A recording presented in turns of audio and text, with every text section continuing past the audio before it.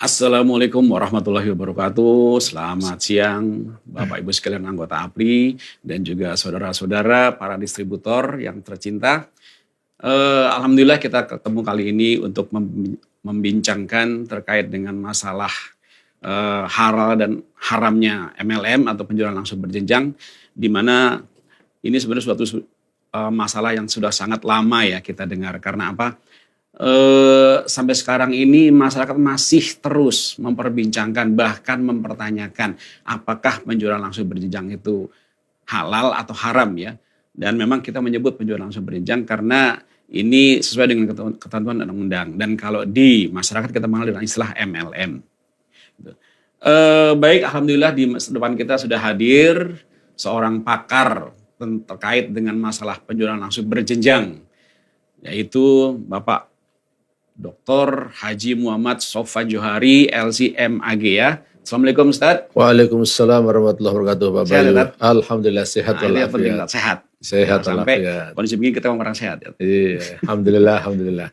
Nah ini ini kebetulan silakan. Banyak sekali ini masyarakat yang masih bingung ya, mempertanyakan benar nggak sih MLM itu halal? Karena apa? Banyak sekali sekarang ini kita tahu ya. Di YouTube kalau kita buka itu masih banyak cerita-cerita tentang bahwa MLM itu sebenarnya haram. Bahkan para ustadz-ustadz pun banyak menyatakan itu masih haram. Dan sebenarnya kan saya disayangkan karena apa? Pihak DSN MUI sudah memberikan suatu fatwa, ini sekitar 13 tahun yang lalu ya, fatwa nomor 7 tahun 2009. Namun sepertinya ini belum banyak dipahami oleh masyarakat umum. Sehingga ketika mereka mau untuk masuk dalam bisnis MLM ini mereka merasa ragu. Ada yang bilang haram. Bahkan ketika saya bilang, tanya teman saya sendiri bilang haram. Saya tanya haramnya di mana? Mereka pokoknya haram aja. Nah ini yang sangat sayangkan ya. Nah ini gitu. Pokoknya haram ya. Pokoknya haram. Itu yang jadi susah jawabnya. Pokoknya haram. Jadi haramnya di mana? Enggak, pokoknya haram. Nah ini tuh. Nah ini kan kita lihat aja bahwa dasar-dasar masyarakat atau mungkin sebagian anggota kita yang masih bingung ya. Ini kan karena pertama itu ada putusan Munas Alim Ulama NU di Kota Banjar ya.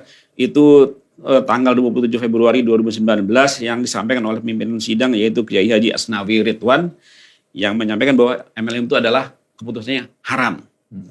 Terus kemudian juga ada buku karangan Hafiz Mufti Sani berjudul Bisnis MLM itu Haram. Ini terbit tanggal 22 Juli 2021, berarti baru. Baru ya, 2021. Baru sekali. Okay. Kemudian ada fatwa Dewan Ulama Kerajaan Arab Saudi. Ada keputusan Lembaga Fikih Islam di Sudan. Dan fatwa Pusat Kajian dan Penelitian Al-Iman Al-Abani Yordania. Dan lain sebagainya yang menyatakan bahwa bisnis MLM itu haram. Dan inilah yang kemudian juga menjadi dasar dari sebagian masyarakat kita dan sebagian ulama menyatakan bahwa ini adalah bisnis yang haram. Gitu. Kemudian juga ini banyak sekali kita menemukan kesan-kesan ya di masyarakat kita bahwa bisnis ini nggak boleh untuk diikuti, tidak boleh dijalani karena itu haram tadi. Nah, mungkin Ustadz bisa menjelaskan kepada kita semua nih, Ustadz, ya. Apa pendapat Ustadz terkait dengan masalah banyaknya ulama ataupun fatwa tadi yang menyatakan bahwa itu haram, Ustadz? Silakan, Ustadz. Baik, yang pertama ya saya sapa kepada semua anggota APLI dan juga semua anggota multilevel anggota APLI, mudah-mudahan sehat walafiat dan sukses menjalankan bisnisnya masing-masing insyaAllah. Terkait masalah multilevel marketing atau PLB, penjualan langsung berjenjang ya dalam bahasa Indonesianya. Banyaknya data yang disampaikan Pak Bayu tadi ya, luar biasa itu, udah banyak banget tuh. Menurut saya tidak perlu membuat Bapak Ibu para praktisi bisnis multilevel marketing atau PLB, penjualan langsung berjenjang untuk galau. Yang pertama begini, dalam Islam itu ada kaidah, al-aslu fil mu'amalat al-ibahah. Pada dasarnya berbisnis itu kan mubah. Jangan samakan masalah bisnis dengan masalah ibadah. Kalau ibadah itu kaidahnya al-aslu fil ibadah al-hadhr atau al-man'u. Pada prinsipnya kalau dalam ibadah itu dilarang. Maksudnya kita nggak boleh beribadah kecuali yang dicontohkan oleh Rasulullah. Kecuali ada perintah dan ada contoh gitu ya. Ya. Selain itu ibadah dilarang berarti. Dilarang. Contohnya kalau kita disuruh sholat 4 rakaat, sholat isya, yang 4 rakaat. Karena ada perintah 4 rakaat. Betul. Jangan mau gini, kalau sholat subuh berapa Pak Bayu? 2 rakaat. Kenapa dikit banget ya? Iya, masih pagi tak segar. Masih lemes. Padahal pagi-pagi kan kita waktunya untuk berolahraga ya. Iya. Saya kepengen pahala saya banyak 6 rakaat deh misalnya. Boleh nggak Pak? Nggak boleh. Nah, itu kalau masalah ibadah. Kalau masalah ibadah, prinsipnya kita ngikut aja. Tapi kalau dalam masalah bisnis, kaedahnya memang berbeda. Al-aslu fil mu'amalat al-ibah. Pada prinsipnya boleh. Jadi, apakah itu bisnis-bisnis yang kontemporer ya, yang baru seperti perbankan, asuransi, pasar modal, penjualan langsung berjenjang, e-wallet, e-money, dan sebagainya. Ini kalau ditanyakan kepada saya, pada prinsip dasarnya itu adalah mubah. Mubah itu boleh ya? Boleh. Jadi nggak perlu mencari dalil ini boleh atau tidak bolehnya. Justru kalau ada orang yang mengatakan ini haram, dia yang wajib memberikan alasan. Kenapa haram? Dia harus menjelaskan sebab haramnya. Nah, di dalam masalah bisnis, para ulama menjelaskan bisnis itu haram kalau ada unsur maisir atau judi, gharar atau ketidakjelasan atau penipuan, kemudian riba. Jadi kalau ada ustadz ulama yang menjelaskan bahwa multi level marketing atau PLB, penjualan langsung berjenjang itu haram, dia wajib bisa menjelaskan haramnya di mana. Kalau yang mengatakan halal atau mubah sebenarnya nggak perlu menjelaskan. Karena yang bilang haram itu yang mesti menjelaskan. Iya, betul. Gitu. Paham, Nah, kalau ulama-ulama yang menjelaskan haram itu, dia bisa menjelaskan sebabnya. Oke, boleh kita coba dengarkan dulu, kemudian nanti baru kita jawab. Tapi saya sering mengatakan begini, Pak Bayu ya. Memang maaf ya, beda antara ustadz dengan ustadz yang konsultan. Kalau ustadz itu tugasnya menjelaskan halal haram. Nah, banyak ustadz yang ditanya bagaimana hukumnya ini? Haram. Terus kalau haram gimana? Tinggalin. Ya. Karena haram tinggalkan. Nah, tapi kalau ustadz konsultan menurut saya kok berbeda. Ini haram dalam masalah bisnis ya. Kenapa haram? Oh, karena ada unsur ghorornya misalnya. Kalau gitu gimana? Kita lakukan sebuah ikhtiar, usaha, bagaimana supaya bisnis ini tidak ada ghorornya. Ya, gitu caranya. Itu bukan berarti mensiasati, mensiasati ajaran, Tat. Ini kan bisnis, bukan ibadah. Karena kan kita tidak harus berbisnis seperti di zaman Nabi semua. Nah, kalau kita bisnis seperti di zaman Nabi semua, berarti gini, Pak Bayu tadi kalau belanja di sini ya, pakai apa Pak? Ya, pakai kartu kredit atau ATM. Apa ATM? Debit, kartu debit. Nah, yang orang paling umum, paling biasa pakai apa? Cash. Pakai cash kan? Cashnya pakai apa itu? Duit kan? Uang, duit, ya. Duitnya apa? Rupiah. Rupiah. Nabi pernah pakai rupiah nggak? Enggak, Tat. Nah, berarti haram dong. Nah, jadi menggunakan rupiah juga tidak ada di zaman Nabi loh. Apakah kita bilang haram? Nah, jadi bukan mengakal-akalin, tapi dia menjadi haram itu karena ada sebabnya. Maka tugas kita adalah menghilangkan sebab yang haram itu. Ibaratnya gini, prinsipnya kita boleh berpakaian. Pakaian ini boleh saya pakai. Saya pakai sholat boleh. Tapi kalau ada najisnya, nggak boleh dipakai sholat. Kenapa nggak boleh dipakai sholat? Karena ada najis. Najisnya di mana? Saya cari najisnya. Oh, najisnya misalnya di sini. Saya cuci lah. Kalau nggak bisa cuci, saya potong. Ibaratnya seperti itu. Jadi tidak usah galau kalau ada fatwa-fatwa haram itu. Nah, yang mengharamkan itu juga sebenarnya ada sebab-sebabnya sih. Contoh yang Pak Bayu sebutkan tadi dari fatwa ulama. Timur Tengah ya? Iya, benar. Ya, nah kalau dari Timur Tengah ini saya insya Allah alhamdulillah menguasai banget Pak Bayu. Kerajaan Arab Saudi, kemudian lembaga Islam Fikih Sudan, kemudian juga ada Al-Iman Yordania, ya. Itu mereka menyatakan bahwa semuanya itu MLM haram, Tat. Oh, semuanya haram. Nggak ada yang halal, Tat. Sebenarnya itu tidak tepat juga. Kenapa? Di dalam fatwanya dari Lajnah Daimah itu saya baca studi kasusnya itu pada beberapa perusahaan disebutin namanya. Yaitu maaf saya sebutin namanya ya. Kalau misalnya ada yang di Indonesia saya mohon maaf ya Bapak Ibu ya jangan tersinggung ya. Ini kan menurut fatwa itu. Iya. Disebutkan ya nama perusahaannya Hibatul Jaziroh, Biznas, Callquest, dan Questnet. Itu kalau menurut fatwa di situ. Jadi mereka hanya meninjau 4 perusahaan itu, Tat. Studi kasusnya di situ. 4 aja. Nah, tapi kemudian digeneralisir. Menurut saya nggak bisa lah. Di Indonesia kan multi level kan banyak. Anggota APLI aja udah 100 lebih kan. Iya. Nah, ini studi kasus dari 4 saja. Padahal kenyataannya memang berbeda. Mungkin di sana cuma ada 4 kali, Tat. Mungkin. Gak ada lagi di sana ada di 4, yang ada di sini nggak ada di sono. Iya. Jadi nggak bisa dijadikan Jadi studi itu aja kasus. mereka dasarnya. Atau mungkin karena ada usulan laporan, Tat. Laporan dari mungkin anggota MLM ini melaporkan ke sana dan kemudian diselidiki. Ya ini juga begitu. Jadi hanya 4 itu mungkin dasarnya, Tat. Mungkin itu juga, mungkin juga berdasarkan informasi dari informannya. Mohon maaf ya, syekh-syekh di Arab Saudi yang bagus-bagus lah, saya sebutkan misalnya Syekh Shalih Al Fauzan, Syekh Utsaimin. Apa ya beliau itu harus terjun langsung ke dunia multi level? Kan udah nggak sempet. Ya dengan kesibukannya sebagai mufti kerajaan. Nah akhirnya apa? Ketika beliau memberikan fatwa-fatwa itu kan bertanya kepada informannya.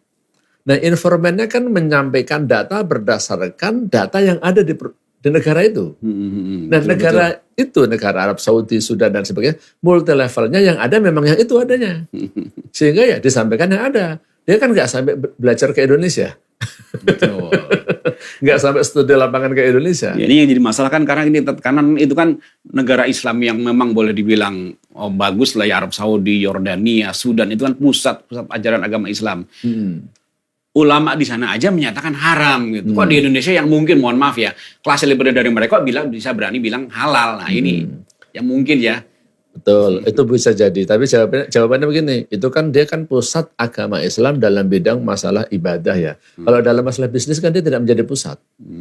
Iya, Saudi bukan menjadi pusat bisnis ya. Bisnis Islam, ya. Banyak bisnis-bisnis yang ada di Uni Emirat Arab, Dubai tidak dikenal di Saudi kan. Banyak bisnis-bisnis yang di sini di sana nggak kenal. Nah gitu, jadi memang iya Arab itu sebagai pusat Islam, pusat awalnya Islam datang dari, tapi itu dari sisi ibadah kan. Kalau dari sisi bisnis kan tadi dikatakan, kaidahnya dari para ulama bahwa bisnis itu pada prinsipnya halal. Ada dari negara mana aja pada prinsipnya halal. Kalau misalnya ada unsur maisir, gharar dan ribanya baru kita katakan haram. Nah kalau gitu caranya tinggal ilangin aja ribanya. Ya contoh yang paling gampang bank lah, bank. Bank itu kan dulu semua mengatakan haram ya Pak Bayu ya? Iya, iya. Nah, Semuanya bilang haram. semuanya bilang haram. Ada teman saya pun udah kerja di bank akhirnya keluar, Tat. Dia bilang, wah nggak beres haram. Dia dagang jeans di Tanah Abang. Padahal jin kok dijual sih. Ada hantunya loh. Iya, makanya itu. Jadi sebenarnya yang haram bukan banknya, yang haram itu ribanya. Nah riba itu kan, mohon maaf nih kalau menurut fatwa di MUI kan bunganya. Ya. Nah sekarang kalau ada bank yang tanpa bunga atau produk-produk bank yang tidak ada basis bunganya nggak apa-apa. Transfer masuk dibilang haram. Iya. Sekarang kalau kita bayar listrik lewat bank masuk haram. Iya. Beli tiket lewat bank masuk haram. Yang haram kan transaksi yang berbasis bunga. Dengan pinjaman itu terutama ya. Ya betul. Jadi nggak semuanya haram. Kalau biaya transfer misalnya transfer dari bank A ke bank B ada biaya itu wajar ya, nggak haram. Wajar dong. Itu namanya jasa. Ujroh. Ujroh ya. Nah begitu pula saya kira multi level ya. Jadi multi level kalau seandainya dulu dikatakan haram, mungkin juga ada benarnya dulu bilangin. Itu multi level yang belum melakukan improvisasi pembersihan unsur-unsur haramnya. Sekarang kan perusahaan multi level sudah banyak. Menurut pemerintah ada sekitar 400 kalau nggak salah ya. Yang pernah mendapat izin kan. Yang bergabung ke APLI ada sekitar 100 berapa itu? 112 ya. Iya. Nah tapi kan perusahaannya kan banyak, 400-an, masa disamain dengan yang 4 itu saja. Ya kayaknya nggak adil lah Pak ya. Gitu Pak Bayu. Oke, baik. Nah jadi tadi keterangan Ustadz tadi kan menyampaikan bahwa di negara-negara yang bilang fatwa itu cuma 4 yang diteliti, sementara ratusan itu nggak diteliti. Harusnya kalau mau fair ya mereka lihat juga yang lain dong, ya kan? Bukan cuma yang 4 itu aja, kan kebetulan yang diteliti yang 4 itu juga adalah yang money game, yang bermasalah gitu kan. Nah itulah, jadi mereka bikin kesimpulan bahwa semua MLM itu adalah haram gitu Tat. Betul. Nah ini Tat, kalau sampelnya kurang pas lah kira-kira. Gitu. Ini ada data yang di Indonesia nih Tat, yang waktu Munas NU nih di Jawa Barat nih Tat. Ini kenapa disebut mereka oleh pimpinan sidang waktu itu diputuskan bahwa MLM itu haram. Ini salah satunya adalah adanya syarat uang pendaftaran dan kewajiban untuk membeli produk bagi calon anggota untuk memulai bisnis. Itu dibilang syarat itu adalah nggak benar gitu loh. Okay. Terus kemudian juga ada disampaikan, mohon maaf, diindikasikan bahwa anggota itu hanya mengejar bonus atau komisi, sedangkan penjualan produk hanya sebagai kamuflase. Dan di situ ada 60% adalah markup harga untuk membayar bonus. Jadi itu di markup itu dasar mereka menyampaikan bahwa kenapa MLM ini disampaikan sebagai haram. Nah, yang ketiga, adanya ketergantungan dari setoran member awal untuk membuat member-member yang lama tetap survive dan untuk mendapatkan keuntungan. Terus kemudian yang keempat, ini disampaikan pula oleh dalam sidang tersebut bahwa manfaat produk sebenarnya tidak sesuai dengan yang dipromosikan. Artinya banyak sekali produk-produk ini yang selalu disebut berlebihan, bisa begini, bisa begitu, bisa anu, bisa ini gitu kan. Sementara kenyataannya nggak seperti itu. Nah, ini juga menjadi dasar. Yang kelima nih, Tat. Oh, banyak juga rupanya. Iya, ini dasar-dasar makanya beliau menyatakan bahwa ini adalah haram gitu kan. Ya, Adanya kecurangan atau pembohongan dari upline kepada anggota. Bahwa nanti kalau Anda masuk sini pasti sukses, punya mobil mewah, bisa keluar negeri dan lain sebagainya. Dan kenyataannya nggak seperti itu, Tat. Hanya sebagian. Nah, inilah yang membuat kesimpulan bahwa MLM itu tidak benar atau kasarnya haram lah gitu. Gimana tanggapan Ustaz nih? Baik. Itu kan keputusan NU ya. Nah, di Indonesia ini kan selain ormas NU ada ormas kemarin Jawa Barat ya. Nah, Jawa Barat ya. Selain ada NU, ada Muhammadiyah, ada MUI. Dan saya katakan sebenarnya induknya ormas Islam itu kan di MUI. Jadi MUI itu kan gabungan ormas-ormas Islam. Nah, ini juga membuat masyarakat jadi bertanya. NU-nya mengatakan haram, tapi MUI menyatakan ada yang halal kan? Iya. Fatwa yang Pak Bayu sebutin tadi, fatwa nomor 75 tahun 2009, bahwa MLM itu halal. Nah, mungkin saya jelaskan gini. Jadi begini Bapak Ibu sekalian, memang MLM ada yang haram, ada yang halal, ada yang subhat saya katakan. Subhat itu berarti antara halal dan haram itu tadi. Betul. Nggak jelas. Nah, yang dijelaskan tadi itu adalah MLM yang haram. Yang karakternya seperti itu. Jadi sama dong, berarti yang diteliti adalah yang haram nih sebenarnya. Iya. Nggak meneliti yang anggota APLI, berarti nggak diteliti kali ya? Mungkin tidak meneliti MLM yang sudah mendapatkan sertifikasi dari MUI. Dalam hal ini DSN MUI. DSN, ya. Nah, DSN MUI kan sudah menerbitkan fatwa. Multi level marketing itu bisa menjadi halal, disebut dengan PLBS, penjualan langsung berjenjang syariah, kalau memenuhi 12 persyaratan yang ada di dalam fatwa tersebut. Nah, jadi MLM yang haram, ya yang digambarkan seperti yang di NU tadi. Ya, jadi member lama tergantung dari setoran member awal, kemudian ada markup harga, juga ada bohong-bohongan itu tadi, dijanjikan bisa begini, bisa begitu, bisa ini, bisa itu, tapi ternyata enggak gitu kan. Nah, ini kan banyak orang kecewa. Jadi kadang-kadang jadi orang yang udah dikeburu dijanjikan, semangat sekali untuk masuk, tapi pas ternyata nih nggak seperti itu. Jadi mereka kecewa dan makanya benar berarti haram. Gitu. Padahal kalau MLM yang beneran, yang mengikuti peraturan pemerintah, itu kan biasanya ada legal ya, bagian legal ya. Iya ada. Sama bagian comply atau apa istilahnya. Ya. Itu saya sering mengawasi perusahaan negur-negurin tuh sampai mencat-mencatin member yang melakukan pelanggaran-pelanggaran seperti itu. Itu kan istilahnya kan overclaim Mbak ya. Iya. Overclaim sama apa satu lagi namanya? Berlebih-lebihan dalam menjanjikan apa? Iya, untuk menjadi anggota itu pokoknya terlalu berlebihan lah. Itu kan dilarang sebenarnya kan? Itu masuk goror berarti ya. Iya, dan menurut aturan perusahaan yang satu dilarang kan? Sebenarnya dilarang kan. Jadi kalau percaya kalau di anggota APLI ini pasti semua sudah memiliki kode etik yang melarang kegiatan overclaim, terlalu berjanjikan sesuatu yang ini, itu pasti dilarang kalau diangkat ini. Bluffing sebagian orang menyebutnya ya. Bluffing. Jadi ada oknum yang melakukan seperti itu kan kesalahannya oknum. Betul. Mohon maaf kalau saya menyebutkan Islamnya. Islam itu agama yang baik. Walaupun ada yang korupsi, ada yang membunuh, itu kan oknumnya. Jadi tidak bisa kita katakan agama Islamnya salah. Itu pelakunya yang salah. Aturan di multi level marketing yang saya tahu di perusahaan tidak boleh ada overclaim ataupun bluffing kan nggak boleh. Betul.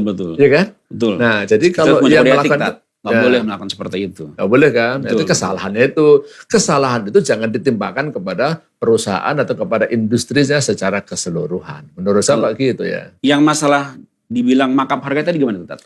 Markup harga. Oke. Dalam Islam yang saya tahu ada hadis begini. Suatu ketika harga-harga pada naik Pak Bayu. Orang nyebutnya inflasi bahasa zaman sekarang. Ya. Akhirnya sahabat-sahabat Nabi datang kepada Rasulullah minta kepada Rasulullah agar Rasulullah menentukan harga-harga, melakukan pricing. Rasulullah nggak mau. Penetapan harga lah pokoknya gitu. Iya. Kan harga naik, saya bilang boleh dong menetapkan harga berapa nih gitu dijualnya. Jadi misalnya gini, nggak boleh jual kopi lebih dari sekian, nggak boleh jual baju lebih dari sekian. Melakukan, sahabat minta kepada Rasulullah melakukan hal itu, tapi Rasulullah nggak mau.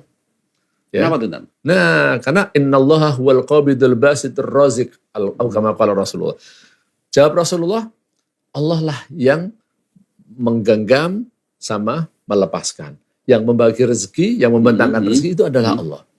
Nah, harga itu diserahkan kepada mekanisme pasar. Rasulullah menyatakan, saya nggak mau nanti di akhirat dituntut oleh kalian. Dan yang punya barang kalian, yang beli kalian, maksud yang menentukan harga saya.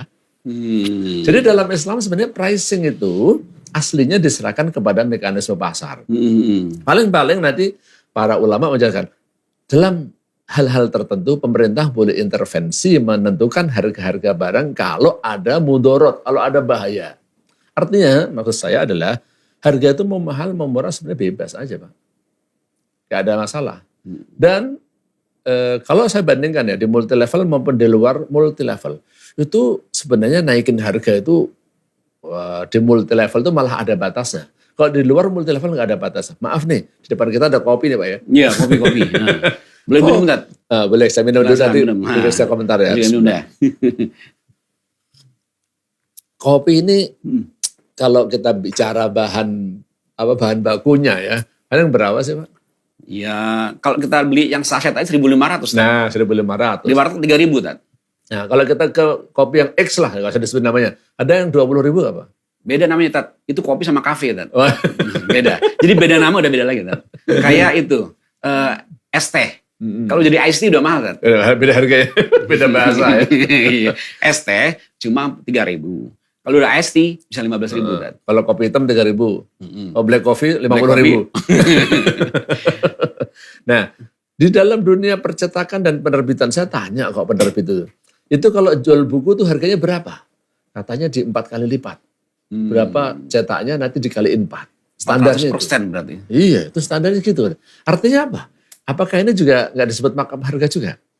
Markup dong, karena lebih banyak. Nah, sementara di MLM ini kan ada ketentuan ya, kalau dari pemerintah ditentukan sebenarnya, nggak boleh melebihi dari 40% dari harga member atau 60% dari harga penjualan payoutnya. Itu kan sebenarnya nggak terlalu tinggi dibandingkan dengan yang Ustadz bilang tadi, ya kan? 4 kali lipat. Bahkan saya pernah minuman air putih biasa ya, kalau seperpakat 3.500 Ustadz. Begitu di bandara udah naik tak jadi 14.000. Betul. Bahkan ketika di diskotik tak 25.000 tadi. Diskotik saya nggak tahu Pak ya. cerita teman. Tapi di restoran memang air itu makan berapa kali lipat tuh ya. Betul. Orang nggak dibilang haram itu ya sama orang-orang ya. Makanya tadi saya bilang kalau di multi level masih ada batasannya, di luar multi level malah nggak ada batasnya. Tadi Pak Boy yang kan di diskotik ya, saya nggak pernah ke diskotik. Itu cerita teman yang pernah ke sana cerita gitu saya gitu loh. Bisa aja deh. Tapi air putih yang biasa dijual 2.000 atau 2.500, kalau di restoran saya lihat harganya memang 13.000, 12.000, paling murah 11.000 Pak. Itu berapa kali lipat? Markup dong namanya. Haram juga dong. Iya. Jadi kalau dibilang itu ya, kesimpulannya beli air minum di bandara haram. Ya inilah yang perlu kita ketahui ya. Memang jadi harga itu tidak ada ketentuan pastinya. Namun di MLM ini tidak sejauh itu markupnya. Ada ketentuan pemerintah yang menentukan tidak boleh lebih dari 40% itu ketentuannya. Jadi ini harus dipahami. Sedangkan kalau kita di pasaran itu kan markupnya gila-gilaan ya Tat ya. Dan bahkan saya pernah meneliti satu produk ya. Saya tidak sebutkan produknya, tapi yang jelas kalau kita beli di pasaran itu pada sangat kenal ya ini 3.000. Namun ketika saya teliti di pabrik, dari pabrik berapa? Itu cuma 700, Tat. Tapi di pasaran 3.000. 3.000 rupiah ya. Karena apa? Dari pabrik keluar ke distributor. Itu bukan multi level ya? Ya bukan. Nah, berarti haram juga dong. Karena ada makam. Itu tinggi sekali gitu kan. Nah inilah yang kemudian. Nah itu satu lagi Tat. Nah sebentar, masalah makam harga. Ngomong, Tat. Saya pernah mencoba langsung memeriksa. Apakah benar produk-produk multi level marketing itu semuanya lebih tinggi dari harga barang yang bukan multi level marketing? Saya pernah cek. ke salah satu apotek gitu ya, tapi nggak sebutin namanya lah ya. Mm-mm. Ternyata di situ banyak produk-produk yang lebih mahal daripada yang di multi level marketing. Mm. Jadi kadang-kadang orang ini nggak ngerti membandingkan harga suatu produk, tapi bukan pada levelnya itu loh. Ya jangan bandingin kopi yang di warteg dengan kopi yang di kafe lah ya. Mm-mm. Walaupun mungkin kopinya boleh jadi sama, tapi kan tempatnya juga berbeda. Cuman pakai gini, udah kocok gini, Tat. Jadi kayak gini, jadi kelihatan keren ya kan, kocok. Jadi mahal dikit ya. 5.000. Gitu. Ngocoknya mahal, Tat. Nggak sengajaknya ya. Nggak apa-apa saya nyebutin produk ya, tapi bukan merek ya. Mm-mm. Produk yang dijual di multi level kan banyak dari herbal atau suplemen atau kecantikan. Iya, iya. Nah, kalau saya pribadi ini termasuk pengguna Omega memang ya. Omega kan banyak dari perusahaan mana aja ya. Ternyata saya lihat yang di multi level dengan yang di luar multi level, mahalan yang di luar multi level. Saya pernah ngecek. Saya juga kaget, oh jadi nggak semua produk multi level itu lebih mahal dari produk yang tidak multi level. Ya tergantung sebenarnya ada kelasnya sih. Jadi membandingkannya harus tepat itu. Jangan hanya dilihat satu contoh, dua contoh saja. Itu Pak Bayu tentang markup. Nah ini yang dari salah satu alasan dari fatwa ulama nih Tat ya, yang tadi. Dalam fatwa Kerajaan Arab Saudi, Al-Lajnah Al-Daimah nomor 229. Al-Lajnah Al-Daimah. Ya, nomor 22935 tanggal 14 Rabiul Awal ya. 1945 atau 24 April 2004 menerangkan mengenai MLM yang terlarang karena di dalamnya 2004. Lama, jadi ya lama nih 1425 Hijriah waktu itu mereka bikin fatwa. Karena terdapat bentuk riba fadl dan riba nasiah, yaitu anggota diperintahkan untuk membayar sejumlah uang yang jumlahnya sedikit lantas mengharapkan hasil yang lebih besar. Nah ini mereka bilang itulah dasar satu riba. Jadi mereka hanya keluar uang sedikit tapi mengharapkan imbalan nanti yang besar gitu loh, Tat. Baik. Mereka hanya keluarkan 1 juta tapi nanti bonusnya bisa 5 juta misalnya seperti itu. Nah ini yang salah satu yang membuat mereka berpendapat bahwa ini juga haram karena ada riba itu tadi.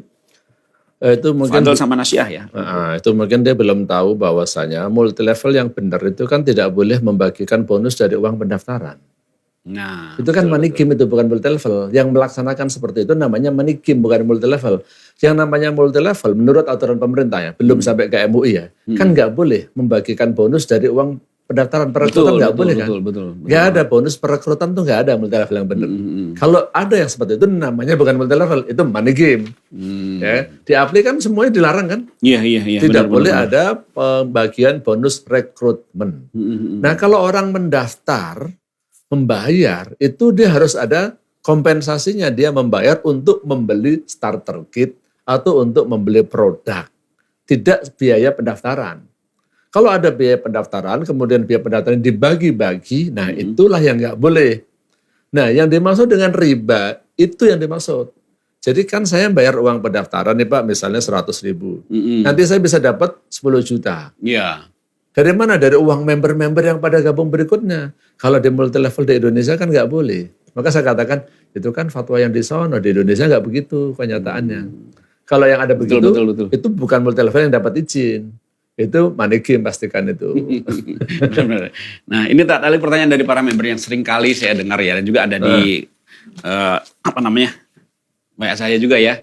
Ini tentang tentang transaksi 2 akad. Tat. Ini banyak sekali dari dulu nggak bisa ditanyakan tuh. Tat. Karena dalam MLM ini ada transaksi 2 akad. Sementara transaksi 2 akad itu dilarang dalam Islam. Gitu. Bagaimana penjelasannya, Tat? Baik. Transaksi 2 akad itu dilarang. Bai'ataini fi bai'atin atau shafaqataini fi shafaqatin. Hadisnya benar, tapi pemahaman orang banyak yang salah. Yang dimaksud dengan 2 akad dalam 1 akad itu di antara penjelasannya itu adalah bai'ul inah namanya. Bai'ul inah itu jual beli fiktif. Maksudnya gimana? Jual beli fiktif contohnya gini ya, misalnya nih, saya punya HP, Pak Bayu butuh duit. Pak Bayu itu butuh duit 5 juta. Mau utang kepada saya. Kalau utang 5 juta berarti nanti bayarnya 5 juta kan Pak ya? Saya nggak ada untungnya. Terus gimana caranya ya? Kalau 5 juta saya sudah bayar 6 juta namanya riba. Nah caranya gini Pak Bayu. Pak Bayu belilah HP saya dengan harga 4 juta. Nah saya kasih, terima dulu Pak Bayu 4 juta. Ya, Pak Bayu bayarnya nanti kan nggak punya duit. Pak Bayu nggak punya duit kan? Utang dulu lah. Nah udah utang 4 juta kan? Oke. HP udah dibeli sama Pak Bayu dengan harga 4 juta. Nah Saya beli lagi Pak Bayu. Saya beli lagi 5 juta saya beli. Oh iya. Nah, saya beli 5 juta, duitnya saya kasih. Sekarang kasih ya. Oh jadi Enggak cukup ya Pak. transfer ya transfer.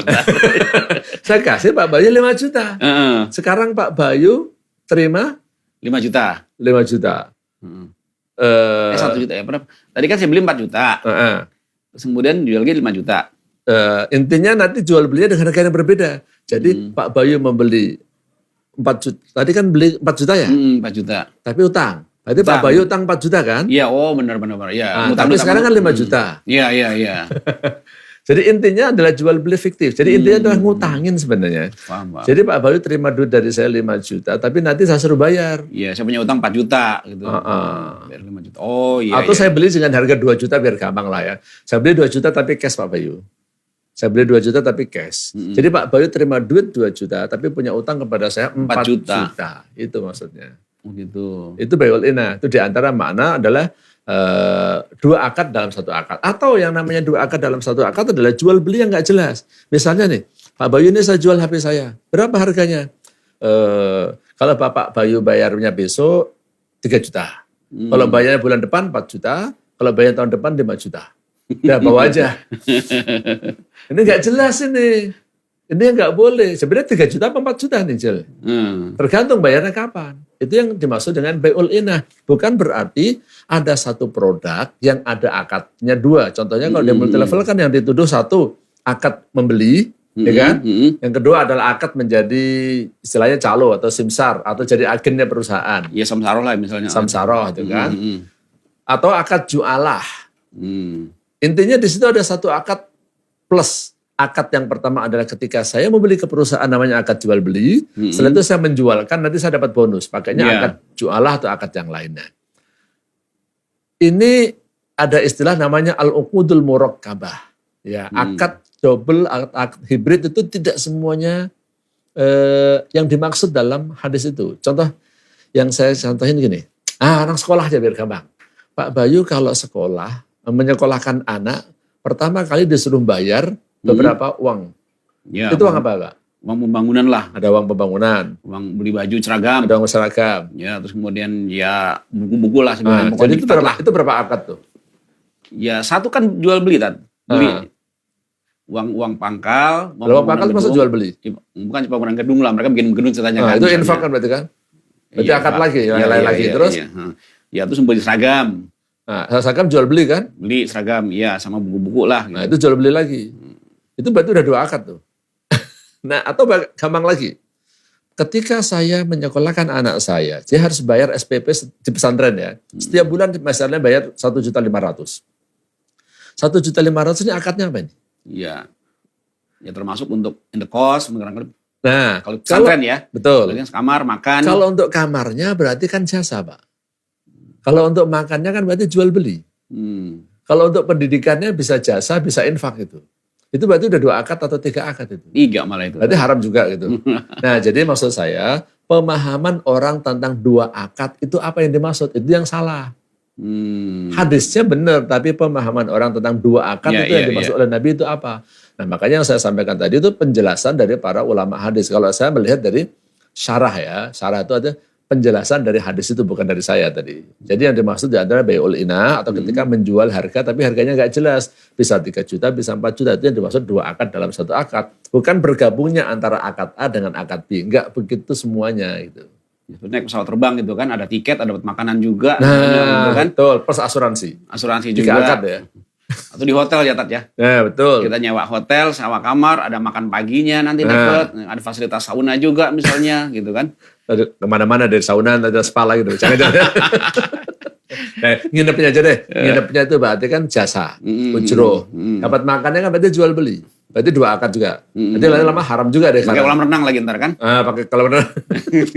Jadi tolong dipahami yang dimaksud dengan 2 akad dalam 1 akad itu apa. Tolong dicek lagi ya. Bapak-bapak ibu belajar lagi. Jangan langsung menafsirkan hadis yang suka sendiri gitu maksud saya. Gitu. Nah kalau ini Tat, kalau misalnya orang punya utang. Oke, utang lunas, tapi anak lu nikah sama saya gitu. 2 akad bener. Tapi anak lu cakep nih nikah sama gua nih gitu. Ini gak usah jauh deh, takutnya jadi beneran. punya utang banyak. Oke, utang lunas, tapi syaratnya anak lu nikah sama saya. Ayo, gimana? Kayak zaman Siti Nurbaya lagi nih. Dua kata tuh ya. Oke, Tat. Nah, ini Tat. Jadi kita belajar dari tadi ya, masalah halal haram itu kan memang masih terus berkembang di masyarakat nih, Tat ya. Ya. Dan ini memang kelihatannya perlu upaya-upaya khusus baik dari APLI sendiri, para anggotanya, juga mungkin dari DSN MUI untuk lebih mensosialisasikan kepada masyarakat, memberikan pemahaman gitu kan. Karena rupanya masih banyak juga nih yang belum mengerti, belum memahami lah masalah MLM ini, Tat. Nah, kira-kira saran lu gimana nih, Tat, ke depannya nih? Baik, begini. Kalau MUI itu posisinya di Indonesia memang sebagai ormas. Dia bukan regulator, dia nggak bisa ngatur. Nah, di MUI itu kan ada namanya Dewan Syariah Nasional, DSN MUI. Nah, itu tugasnya dia hanya memberikan fatwa. Nah, fatwa tentang multi level marketing syariah atau PLBS itu memang sudah diterbitkan DSN MUI tahun 2009. Tapi banyak masyarakat yang belum tahu, gitu kan? Nah, kalau ditanya ini gimana dengan DSN? Nah, karena DSN sebagai ormas ditugaskan oleh pemerintah, kira-kira tugasnya hanya menjawab pertanyaan-pertanyaan, memberikan fatwa lah kalau bahasa jelasnya. Ya dia nggak bisa melakukan sosialisasi memang. Yang melakukan sosialisasi mungkin ya pemerintah ataupun asosiasi. Nah, jadi tugasnya MUI memang hanya sampai di situ ya. Nah, adapun fatwa ini kurang dikenal oleh masyarakat ya memang perlu sosialisasi. Mungkin bagus nih kalau asosiasi bisa membantu sosialisasi fatwa ini. Nah, boleh tuh. Itu kan. Yang kedua, udah 13 tahun Tat fatwa ini loh. Iya, tahun 2009 sampai sekarang iya, ya. sampai sekarang loh. Nah, kalau buat industri, nah saran saya gini, supaya perusahaan-perusahaan ini yang mematuhi aturan tentang multi level yang dibuat oleh pemerintah sesuai dengan kode etiknya. Nah, yang paling bagus lagi saya sarankan kalau bisa nih anggota APLI banyaklah yang minta sertifikasi ke DSN MUI. Sertifikat syariah. Karena sampai saat ini baru 11 ya. Baru 11 perusahaan yang dari sudah mendapat. Tadi itu, Tat. Iya, dari sekitar 400. Kalau semua mungkin ya semuanya daftar syariah itu barangkali nggak akan ada fenomena hal-hal lagi ya. Ada. Yang jelas yang udah punya syariah pasti halal. Yang nggak punya ya dipertanyakan bagi saya beragu gitu kan. Nah, sama dengan inilah, kalau katakanlah perbankan, itu kan pemerintah sudah ada undang-undang tentang perbankan syariah dan perbankan konvensional. Betul. Di asuransi sudah ada asuransi syariah, ada asuransi konvensional. Di pasar modal, ya, alhamdulillah saya dapat sertifikat sebagai ahli syariah pasar modal ya. Nah, boleh mengawasi di pasar modal saya. Itu jelas ada pasar modal syariah, ada pasar modal yang konvensional. Nah, di multi level ini belum ada. Dari regulatornya, maksudnya dari Kementerian Perdagangan, memang belum ada divisi yang mengurusin syariah. Nah, karena belum ada, maka itulah salah satu penyebabnya yang syariah ini belum terkenal. Karena memang belum ada aturannya. Gampangnya kalau saya ungkapkan bahasa ini, memang untuk mendapatkan sertifikat syariah itu tidak wajib. Ini sukarela. Yang mau aja. Maka ya yang mau itu baru 11. Karena nggak wajib sih ya. Iya, betul. Nah, bagi masyarakat, kalau ada perusahaan multi level yang sudah mendapatkan sertifikat syariah, Bapak Ibu mantap saja yakin itu adalah halal. Karena gini, istilah syariah dan istilah halal itu boleh dibilang sama ya. Maksudnya gini, sebagai label bahwa ini adalah sesuatu yang boleh dikonsumsi. Kalau halal itu label untuk produk berupa barang. Kalau misalnya ada makanan, minuman, ini boleh dikonsumsi atau tidak bagi yang beragama Islam, kalau ada halalnya boleh. Nah, kalau untuk jasa, itu istilahnya syariah. Itu. Jadi syariah dengan halal itu maksudnya sama. Maksudnya sama, halal itu untuk halal berupa barang, yang syariah itu adalah halal untuk jasanya. Jadi saya sarankan, industri multi level, anggota APLI khususnya kalau bisa banyak yang inilah berbondong-bondong mensertifikasi syariah buat masyarakat. Kalau udah ada label halal tenang ya, iya, syariah pasti percaya. Tenang ya, benar-benar. Kalau nggak percaya kepada regulator, nggak percaya kepada ulama, kepada siapa lagi? Kalau ada pendapat ustadz 1-2 ustadz, itu kan pendapat pribadi. Betul. Tapi pendapat lembaga dalam hal ini MUI, dari kan ustadz banyak di situ ya. iya. Wah, profesor, doktor, kiai haji semua. Profesor, doktor, kemudian plus praktisi. Nah, jadi nggak asal teori. Ini bukan hanya pemikiran satu orang situ tadi ya. Betul. Jadi kalau MUI itu ada kolektif ya, pendapat kolektif. Begitu Bapak kira-kira. Jadi di sini perlu dipahami, bukan berarti yang tidak punya sertifikat syariah itu haram, tidak ya. Mungkin mereka juga sudah banyak mempraktekkan hal-hal yang sesuai dengan syariah. Artinya karena ada ketentuan undang-undang, ada ketentuan kode etik yang mereka buat. seperti makanan juga, bukan berarti yang tidak ada label halal itu haram, belum tentu. Namun di sini untuk lebih meyakinkan kepada masyarakat, kepada calon anggota, kepada anggota bahwa perusahaan yang kita pimpin ini adalah benar-benar halal, yaitu dengan seperti saya bilang tadi, memiliki sertifikat syariah atau PLB penjualan langsung berjenjang syariah. Gitu tak kira-kira ya? Betul. Nah, sekali lagi saya katakan tidak wajib loh ya. Karena tidak ada kewajiban dari pemerintah. Tetapi supaya kita bisa menepis pendapat masyarakat, MLM haram. Yang bilang haram siapa? Ustadz A. Gak apa-apa. Ini MUI mengatakan halal. Ini sertifikatnya. Ini buktinya. Itu aja. Praktis simpel ya. Betul. Yang kolektif ini lebih kuat daripada yang pribadi. Pendapat MUI lebih kuat dari pendapat Ustadz A, Ustadz B. Kalau menurut saya seperti itu. Oke, baik. Terima kasih, Tat. Ilmu dan sarannya serta manfaat yang sedang kita dapatkan dengan bincang-bincang ini, Tat.